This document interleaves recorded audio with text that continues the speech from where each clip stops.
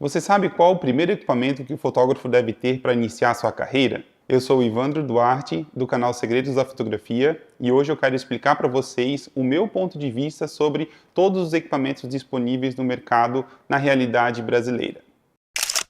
O primeiro passo é você fazer uma pergunta: qual a área da fotografia que você gostaria de atuar? Cada nicho ele tem um grupo de equipamentos, um grupo de, como se fosse uma caixa de ferramentas adequada para esse tipo de fotografia. Então não adianta você sair comprando 1 milhão de coisas e depois você não vai ter aplicação para isso. É importante então você primeiro avaliar o mercado, fazer uma análise de cenário da sua região, caso você queira trabalhar com isso, e você ver o que mais está prosperando, o que mais está sendo possível a uma área que esteja desassistida por outros fotógrafos que você pode estar trabalhando. Uma dica minha é trabalhar com fotografias de retratos, fotografias de família, que é um primeiro contato um pouco mais fácil de convencimento e um pouco mais fácil de você começar a criar o seu portfólio em cima desse material.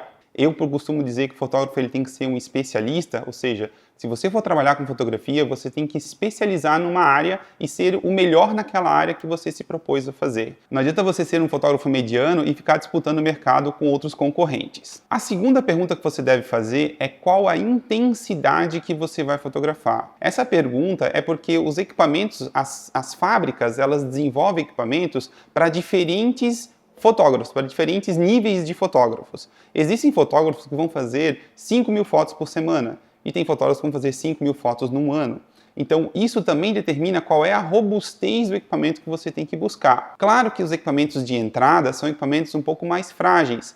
Peças não são de metais, a estrutura do equipamento em si, ele é uma estrutura um pouquinho mais leve, a bateria não dura tanto. Então você tem que pensar que se você está fotografando profissionalmente, você precisa ter uma ferramenta de trabalho que entregue a demanda que você precisa, né? Então isso é importante a gente também avaliar, porque muitas vezes você vai comprar um equipamento novo, mais caro, só que ele é um equipamento de entrada, quando você poderia comprar um equipamento de segunda mão, revisado, com garantia e em ótimas condições, que vai também te dar um suporte para o início da carreira, economizando assim grandes valores em reais. O terceiro passo, então, é você ir evoluindo gradativamente durante a sua carreira.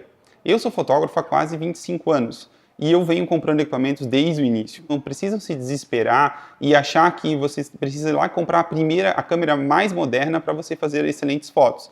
Até mesmo com o celular você consegue iniciar sua carreira com bastante tranquilidade. Claro que depois você pode ir evoluindo porque nós temos mais recursos com as câmeras profissionais. Porém, você pode iniciar como social media utilizando o celular como uma ferramenta de trabalho que funciona perfeitamente. Ainda falando sobre a evolução do equipamento, você vai pensar primeiro em que a câmera fotográfica ela é como se fosse o chassi. E o que importa na fotografia, para o estilo de foto que você vai fazer, não é a captação, não é o sensor apenas dela, ou quantas fotos por segundo, ou qual ISO, até o ISO com qualidade que você consegue atingir. Mas sim, a gente começa a pensar em conjuntos de lentes. Por quê? Um bom kit de lente vai fazer você ter bastante versatilidade em captação dessas imagens. Então você pode ter uma necessidade, às vezes, de uma lente olho de peixe, uma lente 14mm, 8mm, para você ter uma fotografia de paisagem que abranja bastante um ângulo bem aberto. Só que para um fotógrafo de retrato, muitas vezes essa lente ela nem faz sentido, você nunca vai usar essa lente. Ao contrário, por exemplo, uma fotografia, digamos, de animais selvagens, de esportes, você vai precisar de uma lente super longa, uma teleobjetiva de 600mm, 400mm, que também, por sua vez, o fotógrafo de retrato não vai utilizar. Então, para cada segmento, para cada área que você vai atuar, você vai montar um kit de lentes que você vai poder intercambiar, ou seja, o corpo, você trabalha com lentes intercambiáveis, né, no caso das câmeras profissionais, então você vai comprando lentes de acordo com a sua necessidade e, no caso, a demanda que você precisa também. Isso é uma diferença para o celular, por exemplo. O celular, a gente não tem a possibilidade de troca de lente. Ele, por isso, até vem, né, o iPhone ele tem 3 lentes, né, nessas versões mais atuais. Isso faz com que você tenha uma lente grande angular, uma lente um pouquinho com zoom, pouquinho mais fechada, uma tele, e uma lente normal. Então ele faz um mix ali dependendo da foto que você vai querer produzir. Então, como primeira câmera, eu não recomendo uma câmera nova, mas sim uma câmera de segundo uso. Pesquise em assistências técnicas que dão garantia também, e você vai comprar uma câmera de 2, 3 anos de uso, que ela ainda vai suprir toda a sua necessidade inicial e com custo-benefício muito melhor. Depois, na carreira, você vai sentindo necessidade, deixa essa câmera como reserva e daí sim compra uma câmera nova. É sempre importante o fotógrafo também ter duas câmeras, né, 2 kits, porque a gente nunca sabe quando o eletrônico ele vai estragar e na maioria das vezes não avisa. Por exemplo, um obturador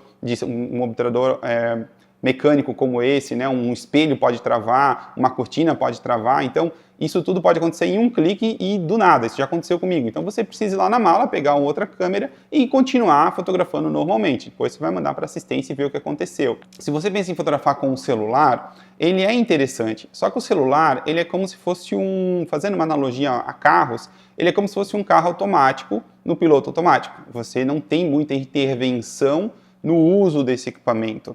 Agora, quando a gente vai para câmeras semi-profissionais e profissionais, ele é como se fosse um carro de corrida. Você tem todo o equipamento na sua mão. Você pode trabalhar ele no manual, você pode colocar alguns recursos no automático, e isso vai te dar muito mais agilidade para a foto e também criatividade para produzir o seu material. E daí também você tem que fazer essa pergunta: você quer pilotar um carro de corrida ou você quer ter um carro com piloto automático? Se você quer ter um carro com piloto automático, continue com o celular, a gente vai falar mais em outros vídeos como fotografar e fazer boas fotos com ele, porém existem algumas limitações que não vamos ter aqui nas outras câmeras. Agora então eu quero entrar num mundo um pouco mais profissional da fotografia. O primeiro, então eu vou numa ordem cronológica, eu estou falando aqui das câmeras com espelho, as DSLRs, né? Essas câmeras elas já sofreram lá nos anos 2000, uma mudança do analógico para o digital, ou seja, elas tinham esse mesmo formato de câmera,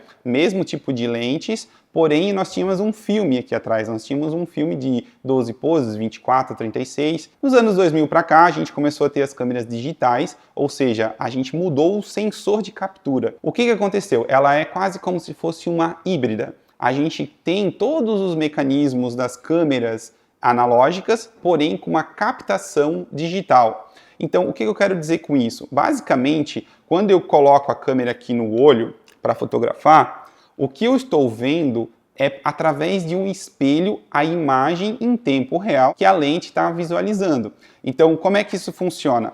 Nós temos aqui a imagem, ela atravessa aqui a captação da lente, ela passa aqui pelas camadas de lente e ela vai bater aqui no espelho. Esse espelho se chama pentaprisma, então a imagem ela vai ser projetada nesse espelho, redirecionada para um espelho aqui próximo à nossa ocular, e então ela é novamente invertida, né?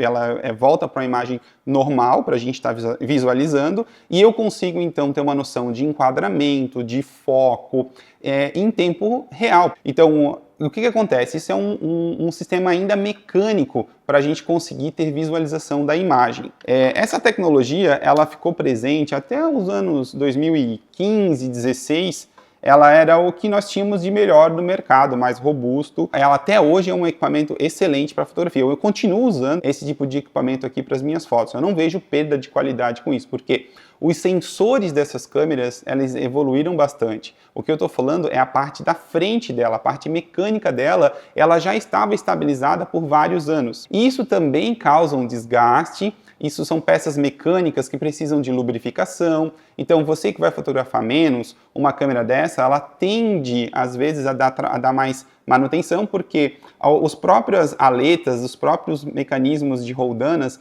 eles ficam muito tempo parados. Então, isso acaba enrijecendo e perde a lubrificação. Então, quando você vai utilizar, ela acaba estragando. Porém, eu digo para vocês que é uma excelente câmera para início de carreira, porque ela tem toda a qualidade de uma imagem profissional, porém alguns recursos que eu posso dizer até de um pouco de perfumaria que a mirrorless tem, que dependendo da sua fotografia vai fazer muito sentido você migrar para uma mirrorless. Se você não vai fotografar, por exemplo, vida selvagem, esportes, talvez você considere ainda ficar na DSLR, Porque você não precisa de um foco ultra rápido. Então assim, eu votaria inicialmente numa DSLR desse porte. Pode ser uma full frame, pode ser um fator crop. A diferença das duas, basicamente, é o tamanho do sensor. O que acontece? Essa daqui é uma mirrorless com fator de crop. Como é que funciona? O fator de crop é porque foi uma maneira dos fabricantes reduzirem custo de equipamento, porque a captação, olhem só essas duas aqui, olha o tamanho do sensor de uma fator crop, olha o tamanho do sensor de uma full frame. Então assim, essa full frame, ela tem muito mais área para a gente ter o pixel dentro da imagem, né? Então o que acontece? Não importa a quantidade referencial de megapixel da imagem, mas sim o tamanho de cada pixel. Então o que acontece? Numa câmera APS, numa câmera de fator crop, nós temos uma certa restrição de quantidade de megapixels, porque a gente tem uma área menor de captação, a gente tem uma perda de luminosidade para a imagem. Na full frame, ela remete àquele filme 35mm, ou seja, ele tem um sensor, a lente que você usa na full frame é uma lente que ela já vem desde uma nomenclatura do filme, ela continua no mesmo tamanho. O que você ganha com isso em vantagens? O desfoque que você consegue com uma lente na mirrorless full frame, ela é maior, ele é mais agressivo do que o desfoque de uma APS, de uma câmera com um fator crop. Só que daí nós entramos em outra seara, porque hoje nós temos lentes, por exemplo, 1.2, 1.4 para APS, que você continua tendo, você também tem um desfoque bem bonito, um bokeh bonito no fundo da imagem. Então assim, isso também vai naquela questão da frequência que eu falei, da intensidade que você vai fotografar. Não é difícil imaginar que essa câmera aqui no dia a dia ela vai durar menos do que essa, né? Pela robustez do equipamento, pelo tamanho, pela estrutura dela. Então aí entra naquela situação. Se você vai fotografar 5.000 fotos por ano, não faz sentido, no meu ponto de vista, você ter uma full frame. Se você vai fotografar 5.000 fotos por semana, eu acho que sim, daí uma full frame vai fazer sentido, porque toda a arquitetura da câmera, ela é voltada para esse tipo de fotógrafo, para esse perfil de fotógrafo, né?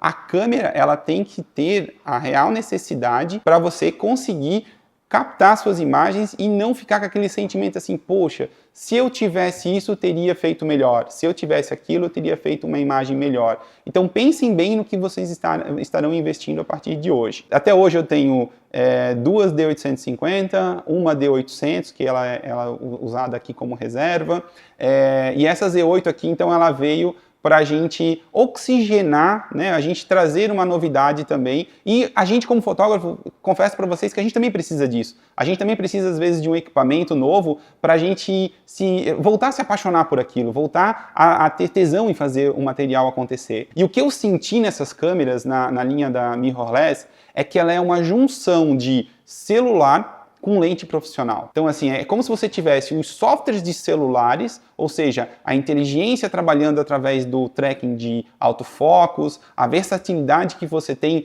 de fotografar sem estar olhando. Eu mesmo não tinha confiança de fotografar sem estar olhando no prisma, porque a minha sensação era, a foto vai ficar fora de foco, sabe? Porque eu tinha que sempre ter certeza, mecanicamente olhando, né, como eu expliquei anteriormente, através do espelho, que a imagem estava nítida.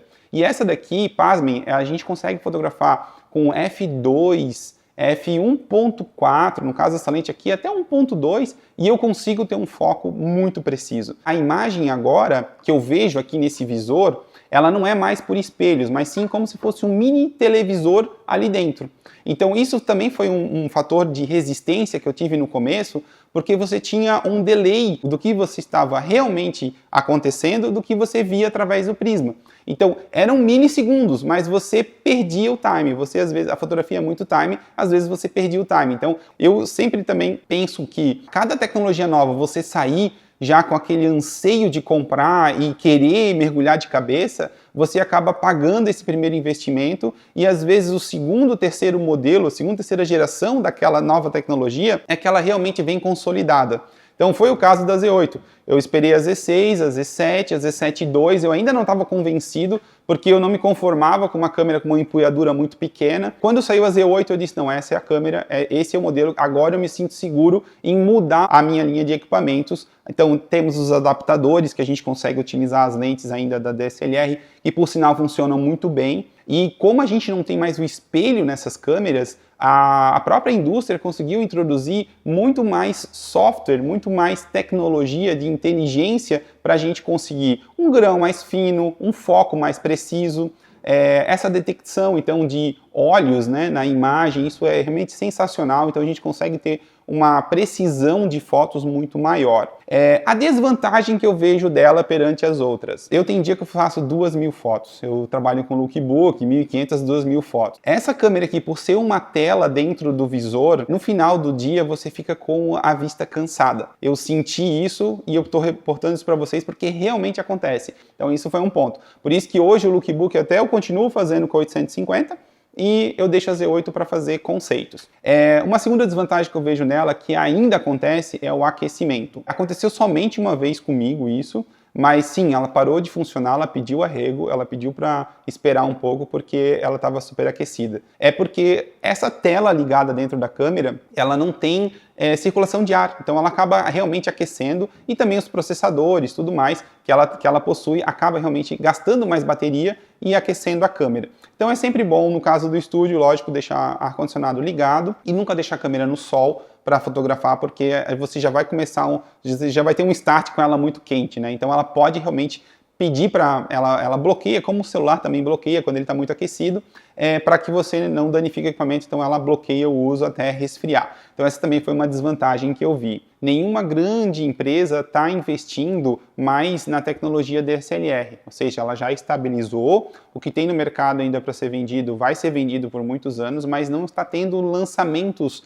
desse tipo de câmera, mas sim todas em mirrorless. Então essa também é uma questão que se você for pensar em investir numa câmera nova, não usar aquela ideia de comprar uma câmera de segundo uso, você então pense já numa mirrorless porque você é um fotógrafo já que vai começar uma carreira com a tecnologia atual, né? Então isso é importante também a gente lembrar. Então vale lembrar também que esse não foi um review de equipamentos, mas sim a experiência passada por anos trabalhando e comprando equipamentos fotográficos. Se vocês tiverem alguma dúvida, podem deixar nos comentários do vídeo, teria o maior prazer em respondê-los. E também gostaria que vocês se inscrevessem no canal e se esse conteúdo ajudou você, deixe o seu like. Muito obrigado e até o próximo.